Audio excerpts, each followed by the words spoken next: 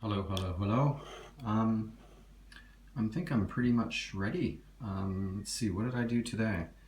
I soldered on the headers. This is what I did. I soldered the receiver headers underneath facing backwards, and I soldered the power to the flight controller up top, and I soldered the headers on bent pins going inside the board on the bottom.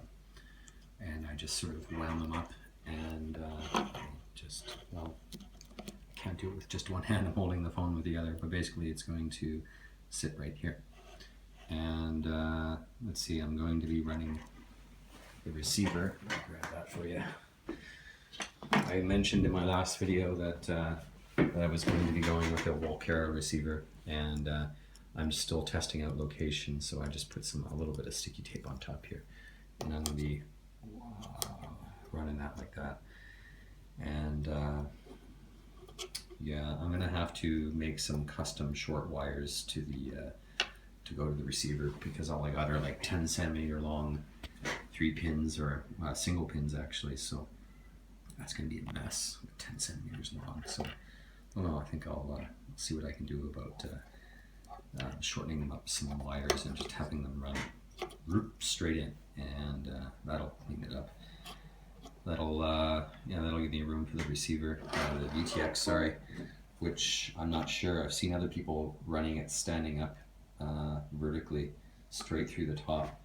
You know, I had all these thoughts of maybe running it around here just behind the camera, and then running like an extension cable and up like that, and then I kind of thought that I was going to run it where the receiver is now, but yeah, I'm just going to have to play around with the setup, but that's not going to be here for a couple weeks. So in the meantime, what I'm going to do is I didn't double check actually.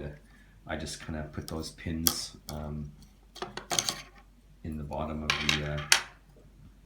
in the bottom, just so I could set it up for size and everything like that. So I'm probably going to have to unplug everything and just make sure everything's plugged into the right one, and then I'm going to have to do the same with the receiver. Anyways, but it's pretty much all done, and that's what it looks like. There's a lot of slack on these ESC wires. I'll probably want to shorten those up too.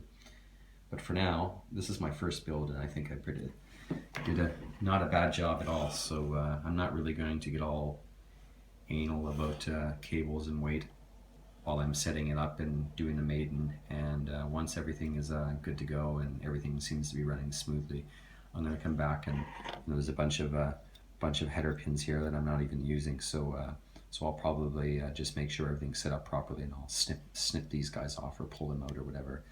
And actually, I made sure that I clipped down the ESC wires and made sure that, as you can see, I'm not using the end pins there, so I only got I got the right amount in for the ESC wires. Anyways, so this is it. It's good to go. I think it's a pretty good setup. I've had some advice coming from here and there about where to run my header pins, but I want to run a receiver underneath here, and I'm going to have some wires, and I just didn't want the header pins going straight up. And I'll just do it this way and see how it works. I can always fiddle around with it and try different setups later on in the future if it doesn't work out. So anyway, that's it. I should have actually buttoned this down and then made the video. It would have been more impressive, but anyways. So next step is going to be wiring up all this stuff properly, hooking it up to the computer, configuring it, doing some tests, everything. So that's sort of the mechanical soldering part of the build is over. Now we're into the software section, so we'll see how that goes. Anyways, there you go. Yay!